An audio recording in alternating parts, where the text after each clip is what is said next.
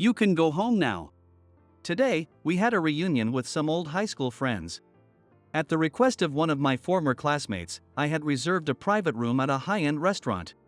We were all chatting amicably, but suddenly, that one classmate told me to leave. Just so you know, you don't belong here, you high school dropout. We only invited you because we had to. You're just an extra. As long as you made the reservation, you're done here. Oh, and make sure to pay your share before you leave. He made a dismissive gesture with his hand, and I couldn't help but feel furious. Back in high school, he used to belittle me like this too, but I was still a kid back then. But now, we're both grown adults. I see. He hasn't changed a bit since our high school days. All right. Are you really sure you want me to go? I made sure to emphasize the really. He didn't even care, just walked right past me. Yeah, I'm telling you to leave. Man, you really are slow. All right. Just as he said, I decided to leave halfway through. At this point, I didn't care what happened next. I quickly left the place. Then, just a few minutes later, I got a call, and on the other end, he was crying and apologizing. My name is Kevin. My parents run a ramen shop, and my siblings and I grew up eating delicious ramen every day. It's an old, well-established shop that's been around since my grandfather's time, with a lot of regular customers. It also gets featured on blogs and social media, so we get plenty of young customers too. I love the shop and my family. I always wanted to take over the ramen shop someday. Not because I'm the eldest son, but because I genuinely want to preserve this place. With so much competition, I plan to study business management in college and apprentice under my father. I pictured myself as an adult. But it didn't take long before I had to take over the shop. Just after I started high school, my father's chronic illness worsened, and he passed away. Before he died, he told me, "I'm not going to force you to take over the shop. You should do what you love." I didn't want to worry him, whose voice had grown so weak, so I held back my tears and replied cheerfully, "Then I'll do what I love. I love your ramen shop, Dad.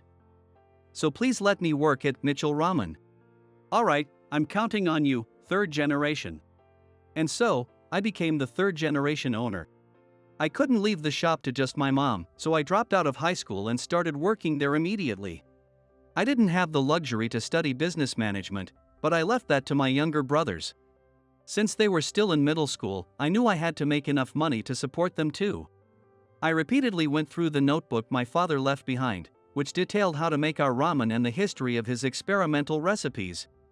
Under my mom's guidance, I became the owner of our ramen shop. Our regular customers started coming by more frequently, just to check on us. They brought us gifts and shared cheerful stories to help lift our spirits. It was a testament to my parents' kindness. I realized again that this shop wasn't just important to our family but to our customers as well. There were customers who really cared about the store, and some of them were even people close to me. Childhood friends from elementary and middle school, and former high school classmates who came to check on me after learning about my dropping out. They not only brought gifts but also helped spread the word about our shop through word of mouth. But the person who was most concerned about our family was my former classmate, Emma. She used to sit next to me in class until right before I dropped out, and we often talked. When my father passed away, and I started helping out at the shop, she seemed to feel deeply for me. Apparently, her father had also passed away when she was young. So she understood how tough it was. She was popular among both guys and girls because of her friendly demeanor and kind nature. She was kind to everyone, and that kindness extended to me as well. After I started working at the shop, she would occasionally drop by to check on me and even help take care of my younger brothers. And that continued even after she became a college student. She went to a nearby university, so she often stopped by after her classes or part-time job, sometimes bringing friends along. She became well acquainted with the other customers, and at our ramen shop, she was almost like a local idol. That day, Emma came by to have some ramen. She brought along a guy. "Hey, Kevin, it's been a while." I looked closely at his face and realized he was also a former classmate. But I couldn't recall his name. We hadn't interacted much back in school. When I told James about how much I like your ramen shop, he said he wanted to come too. Emma explained, and it jogged my memory. "Ah, James. I remembered he used to have flashy hair in high school, but now, as a college student, he had a more clean-cut look. Since we were old classmates, my mom suggested we sit at the counter in the back to give us some space. I took their orders and started chopping scallions while chatting with them. "So, are you two at the same university?" "No, I moved to the neighboring prefecture." He mentioned a university so well known that even I had heard of it, and it had a high academic reputation. And he was studying science there. Wow! "James, you must be really smart." I was impressed, and he smirked, crossing his arms. "Well, I want to work for a chemical company in the future." "It's really unfortunate for you, though. Having to drop out of high school and not being able to go to college." "I'm doing fine in my own way." "Really? Didn't you want to go to college too?" "I mean, working in a ramen shop just because of your family." "What?" "I mean, it's a ramen shop, right?" "Ramen shops don't make much money, they're dirty, and you have to work long hours for low pay, covered in grease." "I wouldn't want to do that." "Hey, James." Before Emma could stop him, his words kept cutting into me. Sure, I regretted not being able to go to college, but this was the path I chose. I felt like he was insulting not just my family and our profession, but me as well. "That's not true, James. Ramen shops are wonderful places." "You like ramen too, don't you?" Emma defended me with a stern expression. But he wasn't bothered at all and continued without a hint of remorse. "I do like ramen, but working in a ramen shop is a full-time job?" "I don't know. It's a ramen shop, after all. It could go out of business at any time." As we were talking, the ramen was ready. I placed the bowls on the counter, interrupting their conversation. "Here you go, thanks for waiting." Sure, to someone like him, who went to a prestigious university, I might seem pitiful for taking over the family business. I don't deserve to be looked down on, but it's not easy to change someone's mind. It's frustrating, but I've made up my mind to cherish this shop. If he thinks it's unstable, I'll just have to make it so successful that no one could ever doubt it. I decided to channel this frustration into making our shop the best ramen place in town. I started by developing new menu items while preserving the original flavors, and researching what sets us apart from other shops. I even checked out other places my friends recommended. Before long, I began consulting with real estate agents to expand the shop, making sure we wouldn't keep customers waiting, and researching ways to renovate the shop on my own to cut costs. After a few years of this, I got a call from a publishing company. According to the magazine's food writer, their survey results showed that Mitchell Ramen was the most popular shop in the area. They wanted to feature us in an article. Both my mom and I gladly accepted. Now, about 10 years have passed, and I'm in my 30s. Thankfully, Mitchell Ramen is still thriving. I was at a high-end restaurant in the city on business. As I was leaving the restaurant, I saw a familiar face. This time, I didn't forget his name. James. "Oh, Kevin?" James looked back and forth between me and the restaurant entrance, with a puzzled expression. "What are you doing here?" "Oh, just had some business to take care of." "Yeah, that makes sense. I mean, a guy like you who runs a ramen shop wouldn't usually be able to afford a place like this. This is way out of your league." He laughed heartily, as if something was amusing. I hadn't forgotten how he looked down on me in the past. But it's childish to hold on to old grudges, and bringing it up wouldn't do any good now. "So, you know this place?" "Of course. The CEO of my company, Keller, is a regular here, so I was surprised to see you coming out of this place." "Yeah, I heard you're working at a good company." "Yeah, that's right." "Hey, since we've bumped into each other. I'm busy now, but how about we grab a drink sometime? Or better yet, why not have a reunion here?" "A reunion?" Part of me wanted to see old classmates I hadn't met in years. But I'm sure there are faces I've completely forgotten by now. It could be awkward, and I wasn't sure how I felt about it. Plus, seeing James again might mean having to put up with more of his snide remarks. I'm not really, I've forgotten a lot of faces. James, unaware of my thoughts, lowered his voice. "Actually, Emma is back in town." The mention of her name made my heart skip a beat. She had moved to a place about an hour away by bullet train for her job. Even so, she kept in touch frequently and would visit my shop whenever she came back home. She did mention she was coming back yesterday. You probably guessed, but I've got my eyes on her. James's confession wasn't surprising. When we reconnected during their college years, I had a feeling this was the case. It was a bit surprising, though, that he was still holding on to those feelings after all this time. So, I was thinking, a reunion would be a good excuse to see her more often. You get what I mean? Help me out, will you? Well, if that's the case. Honestly, I wasn't thrilled about the idea of Emma and James getting closer, given the less than stellar impression I had of him. But ultimately, it's up to them to decide how things turn out. Still, I did want to see Emma too, so after some hesitation, I agreed. Officially, James and I were the hosts of this informal class reunion, but I didn't have most of my old classmates' contact information. So, he took care of gathering the attendees, while I handled the restaurant reservation. It wasn't hard, since we decided to have it at the same place where we had met before, and I even went ahead and reserved a large private room. On the day of the reunion, James took the lead, giving a toast at the center of a table filled with familiar faces and some I barely remembered. Getting 12 people together in just a week was pretty impressive. James, how'd you manage to reserve this place? This place is expensive and always booked up. I can't believe we got in for just $100 per person. That's amazing. Well, it's a place my company regularly uses. I overheard bits of their conversation.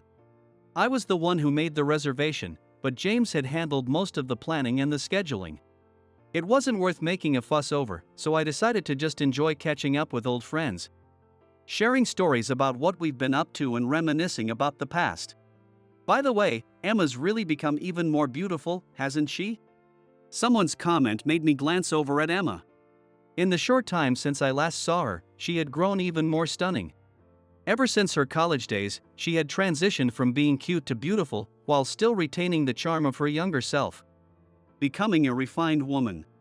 She's not wearing a ring, so I guess she's still single. Indeed, there was no ring on her left ring finger. James had mentioned that he was interested in her, so she was likely still unmarried.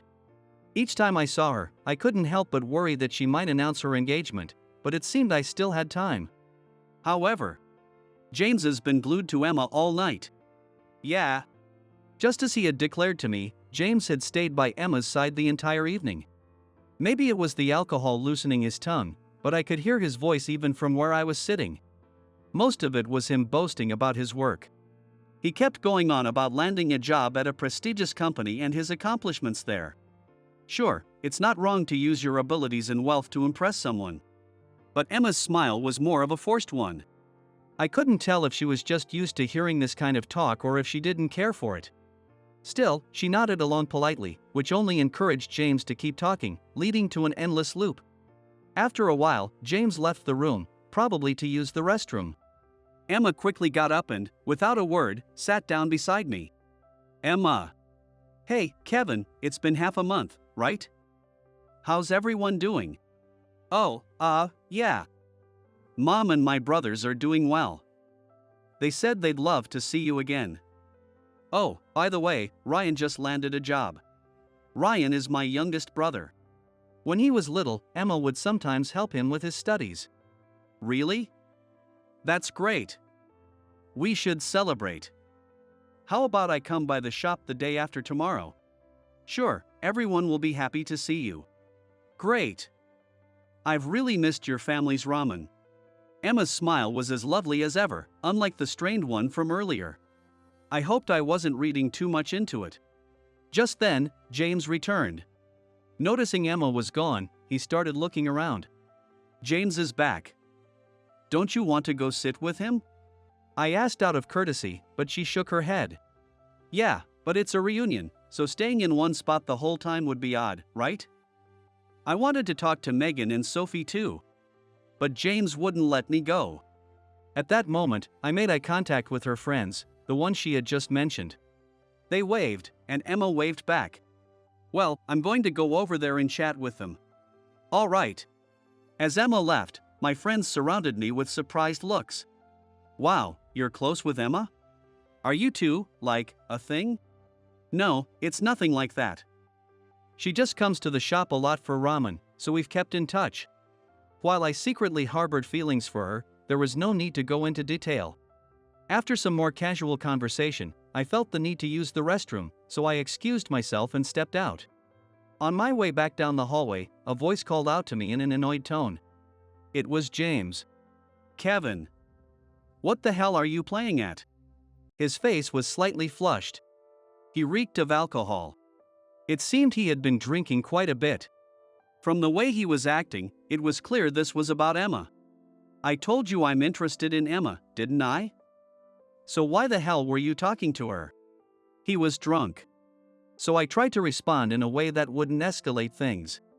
You stepped away, so she probably just wanted someone to talk to, and since she knew me, she came over. Now she's talking to her girlfriends. What? You two looked way too friendly for just that. Apparently, it had looked that way to him too. His eyes were unfocused. He grabbed me by the collar, glaring at me with a look that could kill. You were always like this. Dropping out, being poor, running some ramen shop. And yet, Emma is so kind that she bothers with someone like you. Don't you think you're getting a bit full of yourself? She's only being nice to you out of pity. You get that, right? There's no way someone like you, a high school dropout running a ramen shop, could ever be a match for Emma. Someone like her deserves a guy with a bright future, like me, working at a proper company. There's no need to go that far. I hadn't expected to still be looked down upon because of my family situation. Let me be clear, you don't belong here or with Emma. But I figured if you were around, it'd make it easier for her to come. So I invited you out of pity. You're just an extra, so know your place. She deserves someone like me. If you can't understand that, just leave. Your job here is done. He made a dismissive gesture with his hand, and I couldn't help but feel a surge of anger. All right. I understand that you don't think highly of me. But are you really sure? I should go? I made sure to emphasize really. James didn't even seem to care, brushing past me. Yeah, I'm telling you to leave. Seriously, how dense are you? All right. I returned to the main room and gathered my things. Hey, Kevin, are you leaving already? One of my friends asked, noticing my preparations. I nodded. Yeah, something came up. Got it, you're always busy. Let's hang out again sometime. Sure. By the way, could you give this $100 to James for me?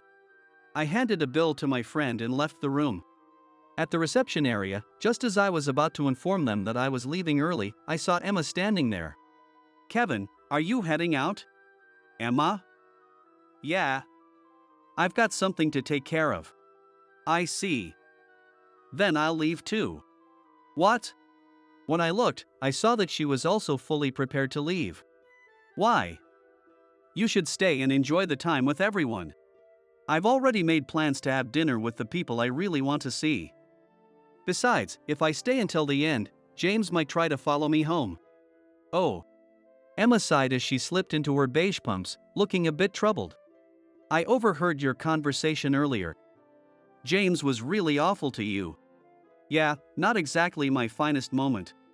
But you weren't the one who looked bad. James did. Listening to him made me realize I wouldn't want to be around someone like that, and honestly, I've already turned him down twice. Wait, really? That was news to me. He had made 2 attempts? That took some guts. James hasn't changed at all since the old days. He still flaunts his achievements, looks down on anyone he thinks is beneath him, and can't stop bragging. It's exhausting just listening to him. Ignoring him isn't easy either. That sounds tough. Despite everything, she had still tried to be kind enough to listen to him, making him think he might still have a chance. Being popular isn't always easy, I guess. But you know, Kevin, you haven't changed either. Was she implying that I was still weak and uneducated? I waited nervously for her to continue. Are you imagining something negative? I meant that you're still the considerate and kind person you've always been, especially to your friends. I was relieved to realize it was a compliment. Though it made me a little embarrassed too. You don't have to praise me so much. It's kind of embarrassing. I'm just telling the truth. Even as she said this, I noticed that her face seemed a bit flushed. Maybe it was the alcohol, or perhaps it was the situation. I knew I should probably reciprocate with some compliments of my own, but I wasn't used to this kind of atmosphere. So I could only think of something lighthearted to say. Well, don't expect too much from flattery. The best I can offer is a free ramen topping coupon. That would be amazing. We laughed and chatted as we walked, but then my phone rang. It's James. Maybe he called you by mistake? It's weird for him to call after telling you to leave. She made a disgusted face just at the sight of James's name. However, I had a good idea why he was calling. I answered the phone, and James's trembling voice came through. Kevin. Please, come back. What? I'm already at the station. I'll pay for your taxi, just come back. But you told me to leave. Yeah, but the restaurant is saying that if you're not here, the bill is $5,000. Emma could hear everything through the phone. At first, she looked shocked, but after a moment, it seemed like she understood. So, that place is yours too, right, Kevin? Yes, I'm the owner of that restaurant. I had arranged for a special rate of $100 per person, but since I wasn't there, the regular price of $500 per person applied. With 10 people there, the total would be $5,000. Everyone had been told they only needed to pay $100 each, so the remaining $4,100 would fall on James. Come on, James, $4,100 shouldn't be a problem for you, right? What are you talking about? You reserved it for $100 per person. When I explained that I was the owner, the noise on the other end of the line grew louder. That's a scam. Well, you were the one who told me to leave, James. I even asked if you were sure, but you just walked away. I was going to explain. But you didn't give me the chance. Wait a minute, there's no way a high school dropout like you could be the owner of this place. Are you and the restaurant conspiring to mess with me? Sorry to disappoint you, but it's true. After making Mitchell Ramen the top ramen shop in the district, a regular customer who had connections in the US restaurant industry helped me expand internationally. Back when my dad was around, he used to joke that if the restaurant ever became successful, we might expand to the US someday. But with the support we received, it started to seem like a real possibility. I opened a restaurant in the US and spent countless hours with the local staff perfecting our ramen. I worked tirelessly to preserve the authentic Japanese flavor while also making it appealing to the local palate. Thanks to those efforts, the first store in the US became a success. Then came the second, the third. We kept expanding, and at the same time, my brothers played a big role in expanding our operations in the US. They studied business and logistics, all with the goal of growing Mitchell Ramen together as a family. Now, we've expanded beyond ramen shops and launched a chain of restaurants based on Mitchell Ramen. This year, we finally made it onto the revenue rankings in the restaurant industry. After explaining all this, I decided to take pity on James and head back to the restaurant with Emma. The last time we met, James, I was just using one of my restaurants for a business meeting. I didn't want to brag or make anyone feel bad, so I didn't mention it. When we returned to the reception area, we found James looking pale. He was furious that I hadn't informed him about my connection to the restaurant. My other classmates were clearly fed up with his behavior. This is unfair. You set me up. The moment James saw me, he stepped forward and grabbed my collar, shouting in anger. Just then, a middle-aged man passing by spoke up. Well, if it isn't James.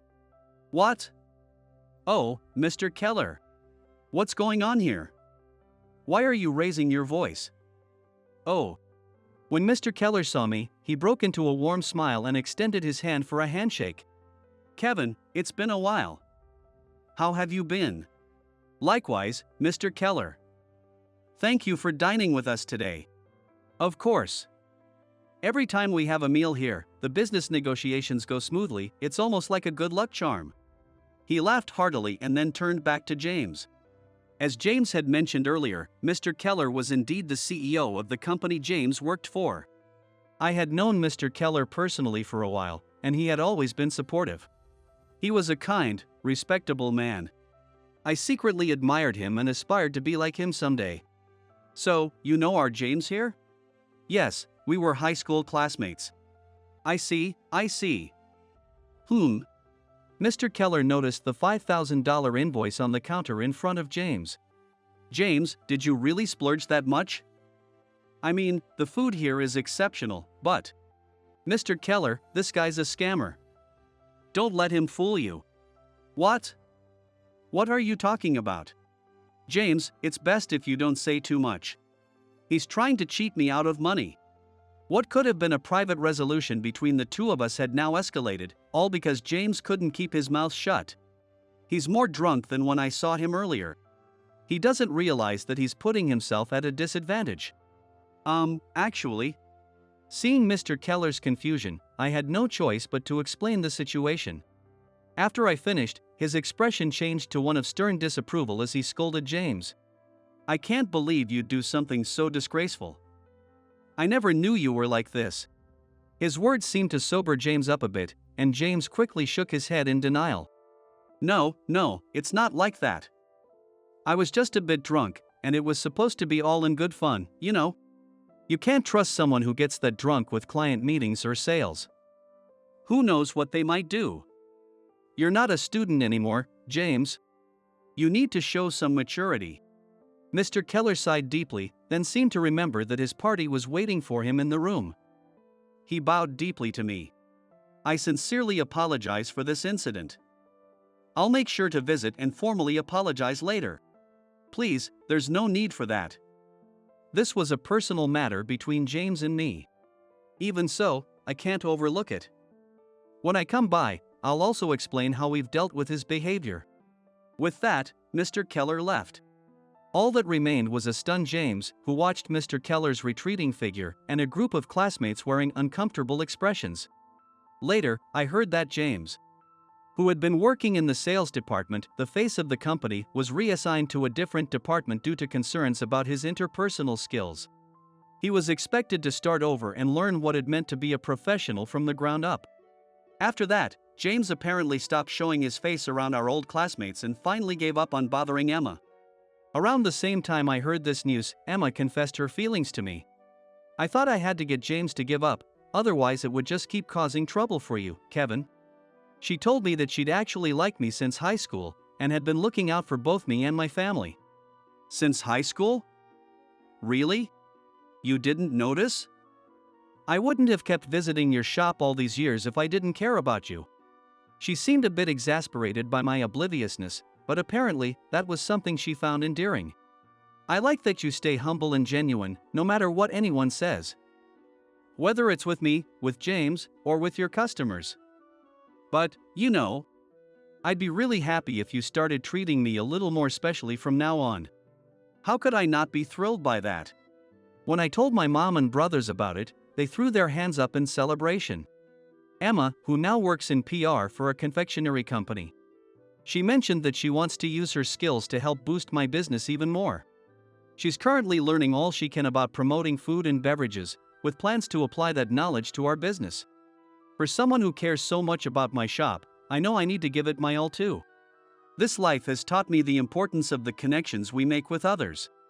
Whether it was keeping the shop going with just my mom, making it famous, expanding to the US and beyond, and the belief that our business will continue to grow even more in the future.